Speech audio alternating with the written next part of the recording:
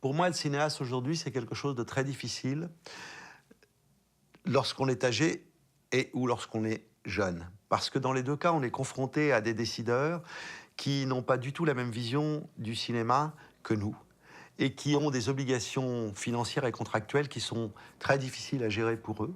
Et que donc, lorsque le cinéaste est âgé, ils ne savent pas comment lui répondre et ils ne comprennent pas ce dont il parle. Et lorsque le cinéaste est très jeune, ils n'ont pas envie de prendre le risque de d'investir sur un film dont ils ne sont pas sûrs qu'il y aura des retours financiers suffisants par rapport à leurs obligations contractuelles ou par rapport à l'audimat si cela concerne la télévision.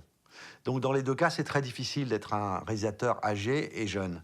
Par ailleurs, les décideurs ont des idées très précises de ce qu'ils veulent et donc les films sont de plus en plus formatés. De plus en doivent être absolument dans la ligne qui a été imposée par le décideur. Il y a donc de moins en moins de liberté et cette absence de liberté ne permet pas aux réalisateurs de rendre compte d'une réalité sociale ou d'une réalité économique ou d'une réalité du monde.